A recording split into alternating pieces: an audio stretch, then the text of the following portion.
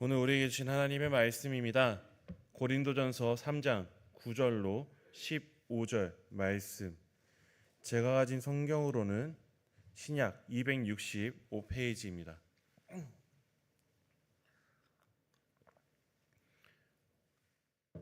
고린도전서 3장 9절로 15절 말씀입니다. 다 찾으셨으면 저 한 절, 여기 계신 분들 한 절 돌아가면서 교독하도록 하겠습니다.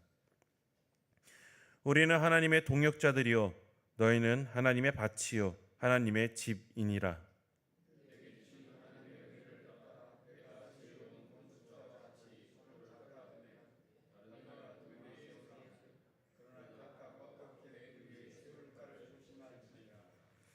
이 닦아둔 것 외에 능히 다른 터를 닦아둘 자가 없으니 이 터는 곧 예수 그리스도라.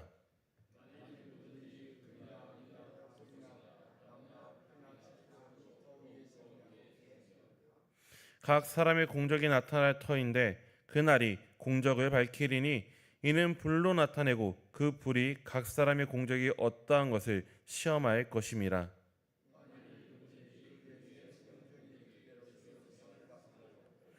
다 함께 읽겠습니다. 누구든지 그 공적이 불타면 해를 받으리니 그러나 자신은 구원을 받되 불 가운데서 받은 것 같으리라. 아멘. 지난주에 우리는 바울의 질책이 섞인 질문을 받았습니다. 아볼로가 무엇이냐? 바울이 무엇이냐? 바울은 분명히 얘기했습니다. 자신들은 그저 종일 뿐이다 라고요. 아볼로나 바울이나 스스로 의사결정을 할 수 없는 종의 신분일 뿐이라고 바울은 분명히 밝혔습니다. 그들은 주인이신 하나님께서 시키신 일만을 감당하기만 하면 되는 것 뿐이었습니다. 그렇기 때문에 그들은 하나님께서 맡기신 일들을 아주 충실히 감당했습니다. 바울은 심었습니다. 고린도 지역에 예수 그리스도를 전하고 그 지역에 교회가 생겨나도록 그 말씀을 심었습니다. 아볼로는 거기에 물을 부었습니다. 고린도에 세워진 교회에 하나님의 말씀을 지속적으로 공급해서 그들이 자라날 수 있도록 계속해서 힘썼습니다. 그렇기 때문에 6절과 7절을 말합니다. 띄워주시면 감사드리겠습니다. 나는 심었습니다. 아볼로는 물을 주었습니다. 그러나 하나님이 자라게 하셨습니다. 따라서 심는 사람도 물을 주는 사람도 아무것도 아닙니다. 자라게 하시는 하나님만 중요합니다. 아멘. 농사에 있어서 가장 중요한 것이 무엇인지를 바울은 짚고 있습니다. 가장 중요한 것은 이 농작물이 자라나는 것입니다. 그렇기 때문에 자라나게 하시는 하나님이야말로 가장 중요하다라고 바울은 분명히 말하고 있습니다. 그럼 여기서 우리에게 질문이 생깁니다. 그래, 이 농작물이 자라는 게 중요하다면 하나님께서 이거 자라나게 하시기 때문에 하나님이 가장 중요하다면 하나님 혼자 심고 물 주시면 되는 것 아닌가? 우리가 어떻게 하든 하나님께서 다 하시면 되는 것 아닌가? 왜 하나님은 굳이 바울과 아볼로를 사용하셨나? 여기에 대해서 8절은 이렇게 말합니다. 심는 사람이나 물 주는 사람 모두 매 한 가지입니다.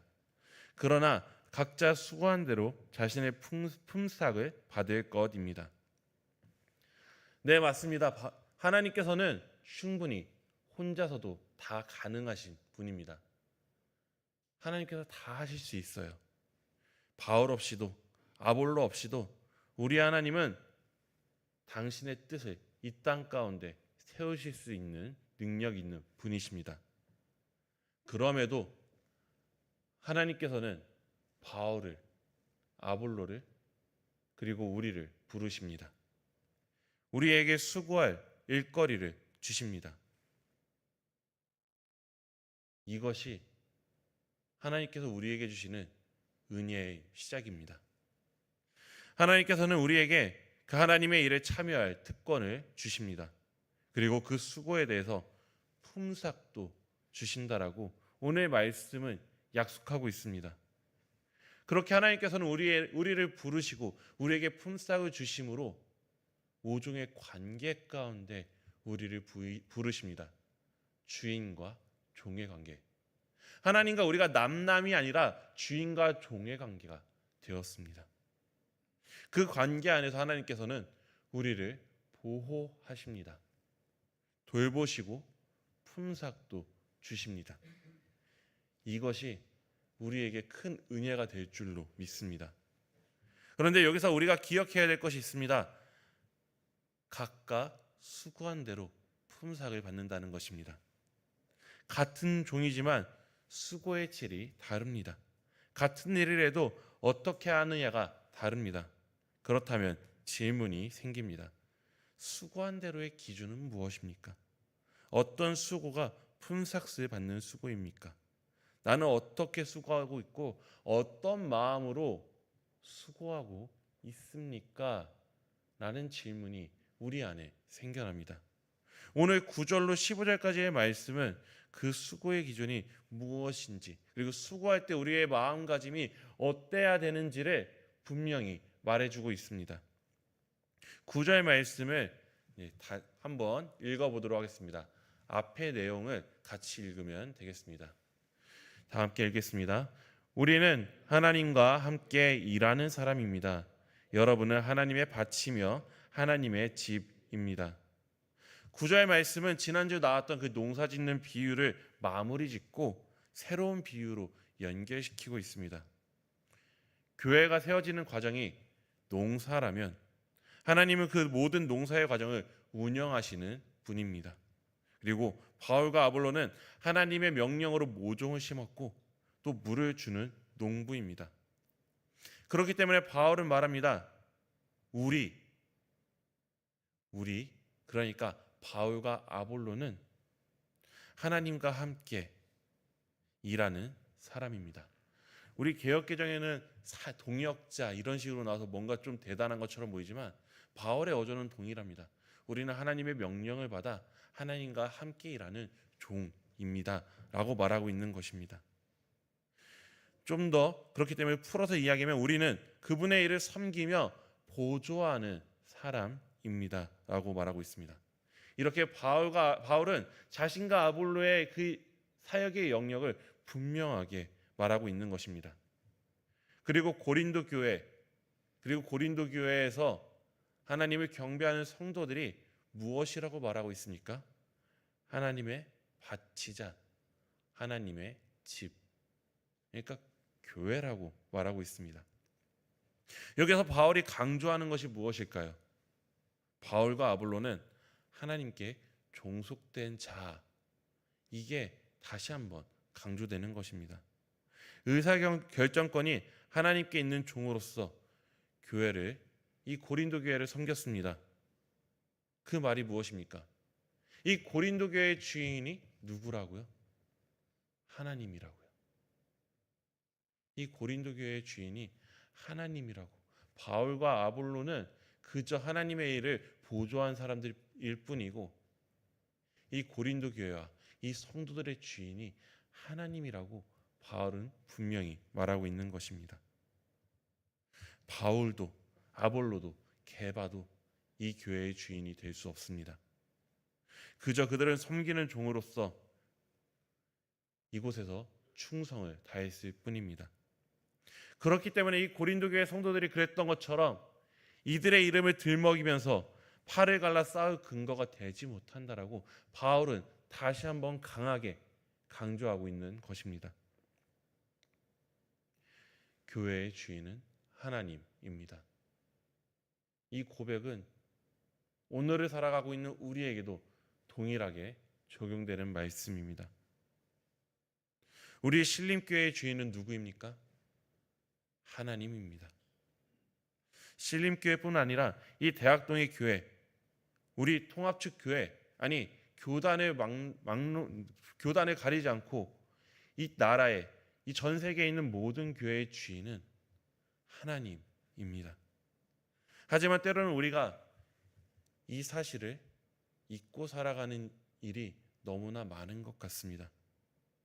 목회자들이 이 사실을 잊을 때가 있습니다. 중직자들도 이 사실을 잊을 때가 있습니다. 다른 성도들도 이 사실을 잊을 때가 있습니다. 목회자나 교회의 직분자들이 이 교회의 주인이 하나님이 아니라 자기 자신이라고 착각할 때가 있습니다. 제가 이것을 보고 가슴 아파했던 일이 있습니다. 제가 이 교회에 오기 전에 섬겼던 교회는 상가교회였습니다. 작은 교회였어요. 그 상가에서 28년 동안 그 자리를 지켜왔던 교회입니다. 상가가 28년 되면 어떻게 되나요? 완전 낡았죠. 거기에 지하에 본당이 있었어요. 때로는 비가 폭포수처럼 새기도 했습니다. 비가 오는 계절이면은 정말 말도 안 되게 비가 떨어졌어요. 그리고 위층에서 화장실이 역류해서 본당 천장에서 똥물이 떨어지는 것도 경험을 했습니다. 네, 엄청 열악한 환경이었죠. 그러면 어떻게 해야 돼요? 이사를 해야겠죠. 그래서 교회 부지를 찾으러 여기저기 담임 목사님과 돌아다녔습니다. 그런데 정말로 참 탐나는 종교 부지가 있었어요. 이 종교 부지는 평도 되게 넓었습니다. 평도 넓고 그 주변에 신축 아파트들이 몇 세대가 있는 진짜 너무나도 탐나는 부지였습니다. 그리고 그 종교 부지를 둘러싸고 공원까지 있어가지고요. 진짜 너무나 좋았죠. 그런데 그 좋은 종교 부지에 어떤 건물이 있었을까요? 컨테이너 2개가 있었습니다. 이 컨테이너 안에 살고 계신 분이 은퇴하신 목사님이었어요. 나중에 이 종교 부지에 얽힌 이야기를 조사하고 나니 정말 너무나 가슴이 아팠습니다. 거기에는 원래 컨테이너가 아니라 제대로 된 교회가 하나 있었답니다. 거기에 이 컨테이너에 살고 계셨던 목사님은 그 교회를 개척한 분이셨대요. 그리고 그 교회의 땅과 건물은 그분의 명의로 되어 있었다고 합니다. 그리고 은퇴할 때가 되었을 때 그 과정이 매끄럽지 않았는지 그 교회의 교인들을 내쫓고 교회를 밀어버리고 자기 땅이라고 깃발을 꽂아놓고 팔려고 내놓은 것입니다. 그 교회의 주인은 하나님이었을 텐데 목회자가 내가 이곳의 주인이다 라고 이야기하는 순간 교회는 교회가 아니게 된 것입니다. 이런 사례가 얼마나 많은지 모릅니다. 목사님의 예를 들었지만 동기 목사님과 얘기를 나눌 때 그 교회 중직자들이 이런 말을 하는 경우들을 많이 들었습니다. 어떤 교회에서는 교회 개척 멤버였던 어르신들이 이런 말을 하신답니다. 내가 우리 교회를 어떻게 세웠는데, 내가 이 교회에 얼마나 헌금을 많이 했는데 어떻게 우리들이 이렇게 푸대접할 수 있냐. 어떤 교회는 교회에서 가장 많이 헌금을 한 그 장로님의 뜻대로 모든 방향이 좌지우지 되기도 한다고 합니다. 교회의 주인이 하나님이 아니라 특정 누군가가 되는 순간 교회가 건물은 있고 사람들이 있을지 몰라도 그곳은 교회의 기능을 상실하게 됨을 우리는 항상 기억해야 합니다. 우리 이 사실은 성도들도 기억해야 합니다. 우리는 흔히 교회를 표현할 때 그 목사님 교회 이렇게 표현할 때가 있습니다. 신림교회 하면 전 목사님 교회, 분당 우리 교회라고 하면 이찬수 목사님 교회, 우리는 흔히 이렇게 말을 합니다. 근데 이것을 진짜 말뿐만 아니라 우리들의 인식으로까지 가져가면 문제가 생깁니다. 예전에 학교에서 대형교회로 탐방을 가는 수업이 있었습니다. 저는 선한목자교회 청년부로 탐방을 가게 되었습니다. 그곳에서 이제 이 청년부를 조사를 하는데 그곳에서 한 달에 한 번은 유기성 목사님이 설교를 하시고 나머지는 청년부 목사가 설교한다고 합니다. 그런데 그 교회에서 유기성 목사님이 설교할 때와 아닐 때 청년부 출석이 달라진다는 것을 거기서 이야기를 해주더라고요. 교회의 주인은 하나님이라면 거기서 누가 설교를 하든 그곳은 하나님을 예배하는 곳인데 특정 목회자에 대한 선호가 이런 모습을 만들어낸 것입니다. 그런데 이게 다른 교회의 일은 아닐 것입니다. 이제 전 목사님의 은퇴도 얼마 안 남았습니다. 내년부터 3년? 그 정도죠. 전 목사님까지 교회에 큰 영향을 끼치신 목사님이 은퇴하는 교회에서는 은퇴 후에 많은 성도들이 교회를 떠나는 일들이 있습니다. 교회의 주인이 하나님이라고 생각한다면 그럴 수 없는 일입니다.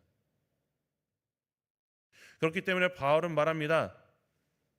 고린도 교회 성도 여러분, 여러분들은 하나님의 밭이요 하나님의 건물입니다.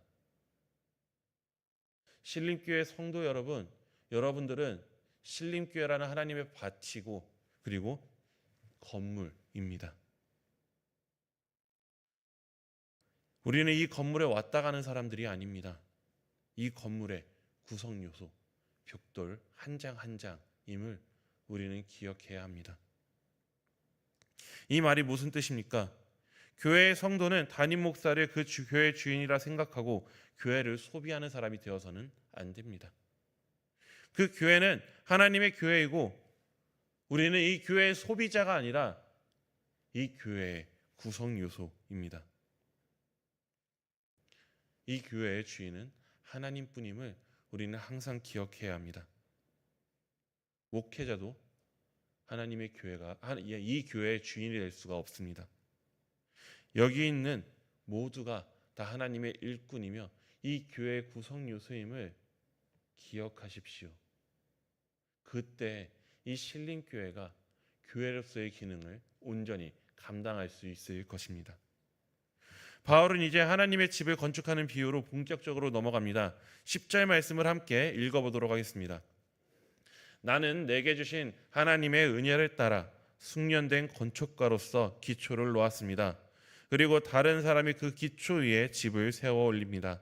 물론 각자 어떻게 세울지 조심해야 합니다. 아멘. 9절까지 바울은 이 편지에서의 주어를 우리라는 주어를 사용을 합니다. 그런데 여기서부터는 바울은 나는 이라는 1인칭 주어로 바꿔서 말하고 있습니다. 바울은 자신의 역할을 이렇게 말합니다. 하나님의 은혜로 이 교회의 기초를 놓았다고요. 이 교회의 기초가 무엇일까요?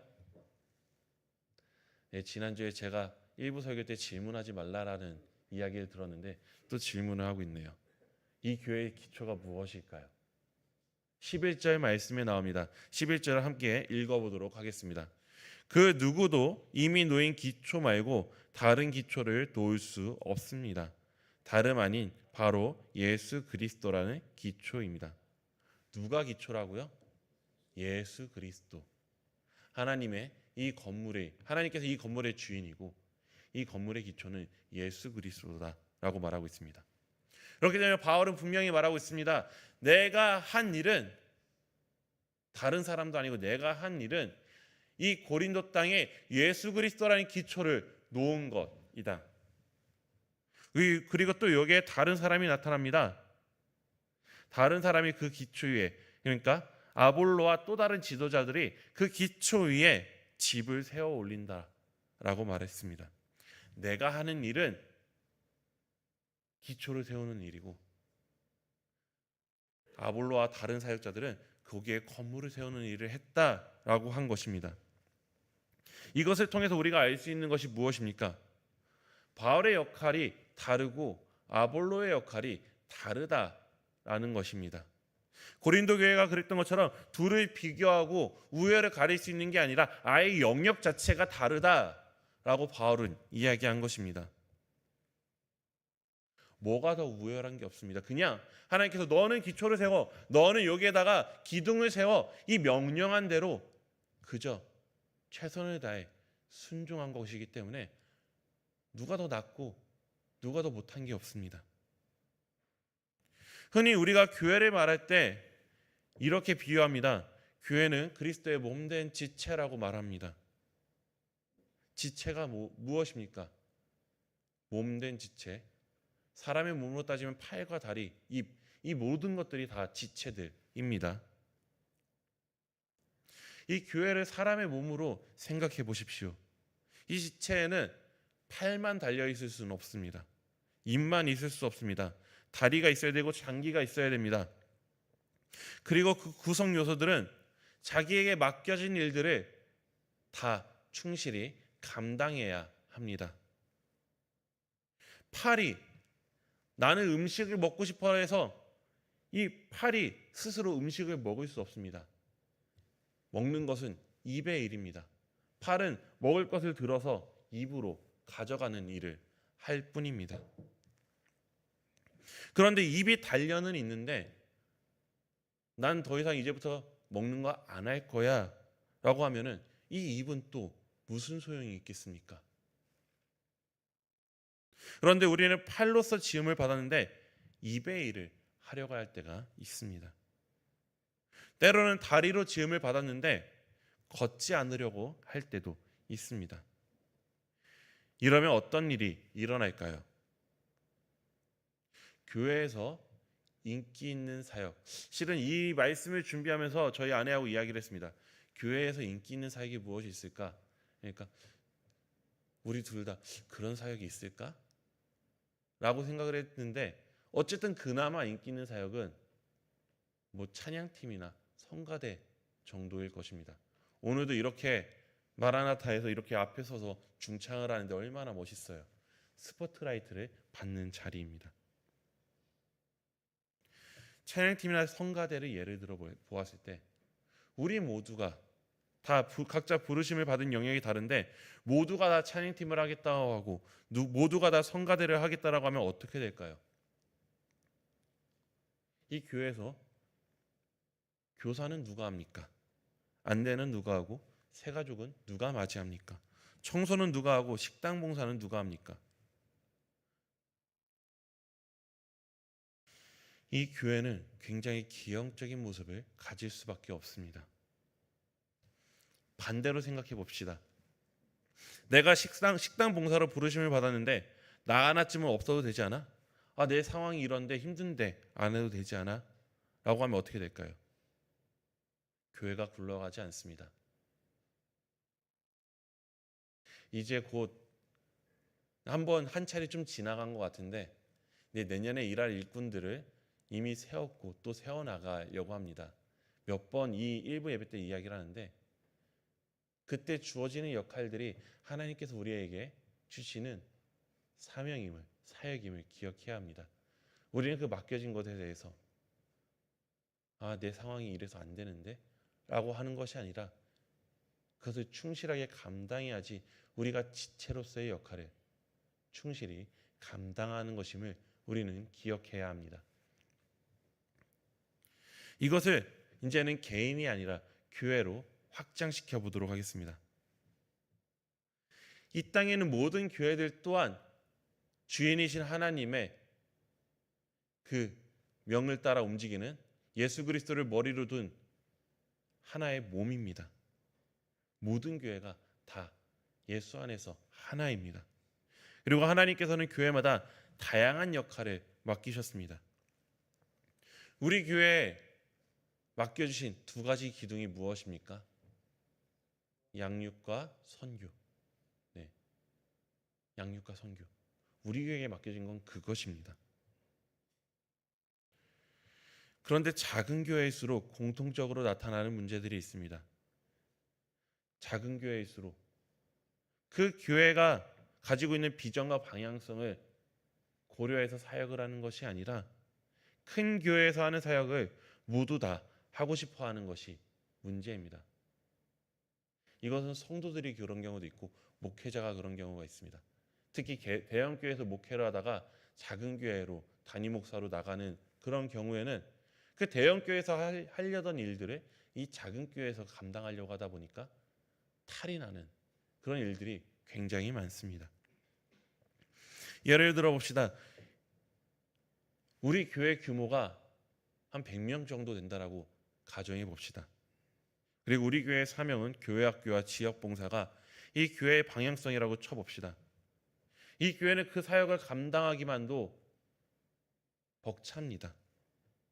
그런데 이 교회 안에 한 권사님이 이런 말을 한다고 생각해 보십시오. 내가 우리 노예 여전도회 회장인데 우리 교회는 여전도회에 별 관심이 없네? 여전도회 지원금도 별로 주지도 않네? 우리 교회 건강하지 않은 거 아니야? 이런 일들이 굉장히 많이 일어납니다. 교회가 그 비전과 방향성을 따라서 이 여전도회의 일을 하지 않으면은 그 권사님은 삐지는 경우들이 많다고 합니다.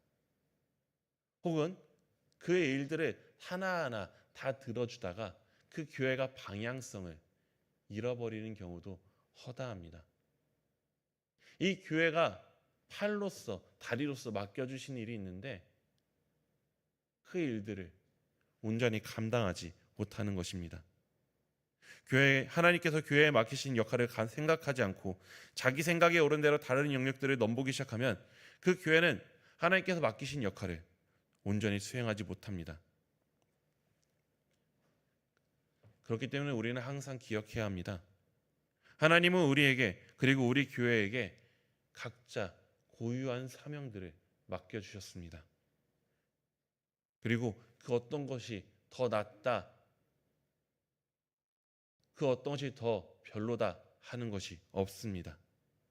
우리는 다른 영역을 부러워할 필요가 없습니다.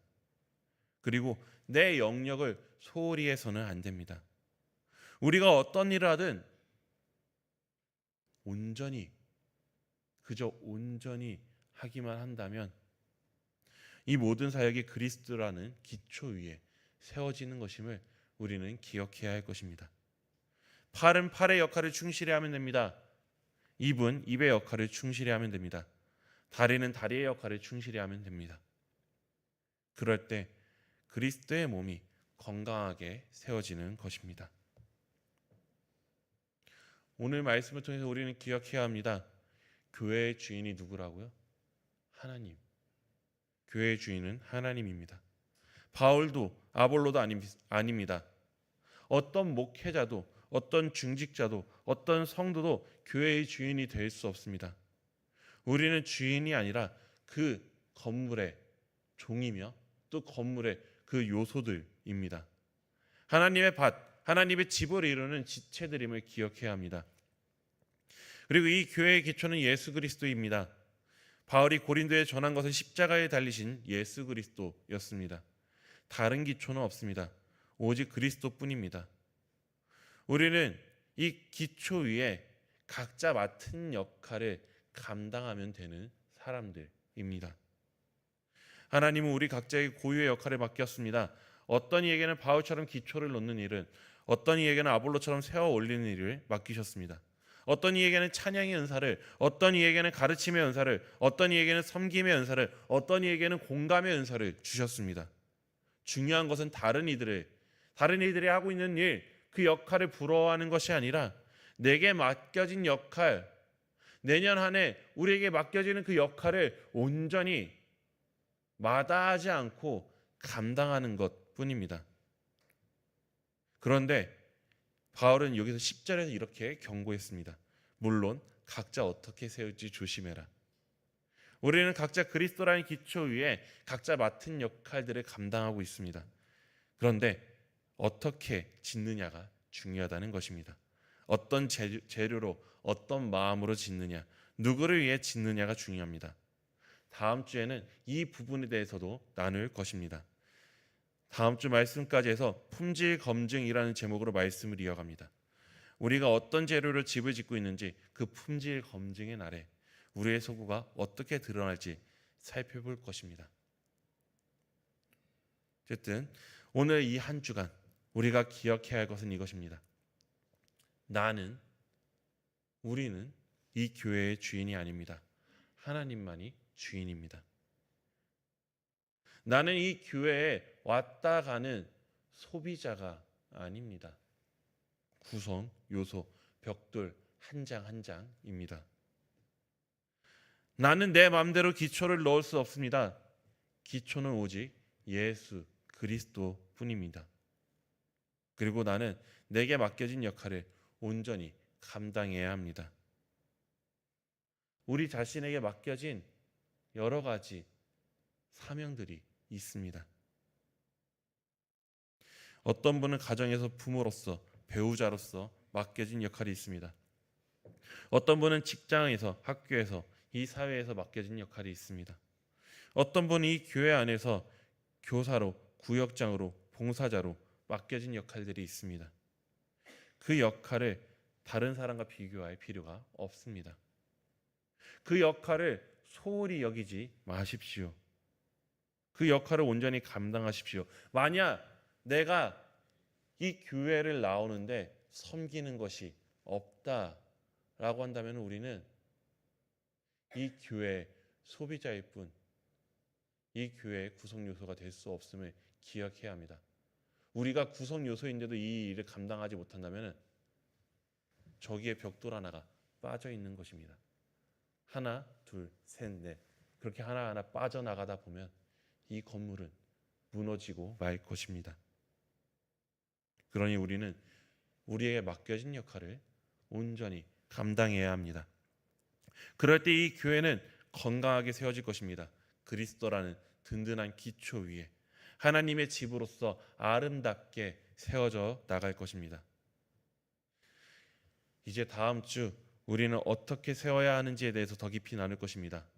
다음 주 그 말씀을 기다리면서 이번 한 주간 오늘 말씀을 붙들고 우리에게 주어진 그 영역들을 온전히 감당하는 성도의 삶을 살아내는 우리 모두가 될 수 있기를 소망합니다. 기도하도록 하겠습니다. 우리를 하나님의 그 일을 보조하는 그 역할로 부르시는 참 감사한 우리 하나님 아버지, 우리가 그렇게 부르심을 받았는데 일꾼으로, 그리고 이 교회를 지탱하는 벽돌로 부르심을 받았는데 우리는 그 사실을 잊을 때가 너무나 많습니다. 교회는 목회자, 장로, 권사들의 목 이렇게 생각하고 우리의 역할을 내팽개칠 때가 많았습니다. 아버지, 그럼 우리의 연약함을 아버지 도와주시옵소서. 우리가 우리에게 맡겨진 일들을 온전히 감당하고 이 교회가 든든히 서갈 수 있도록 감당해내고 버티는 한 사람 한 사람이 될 수 있기를 간절히 원합니다. 이 모든 말씀 살아계신 예수님의 이름으로 기도드립니다. 아멘. 말씀을 기억하시면서 찬송가 549장을 함께 찬양하시겠습니다.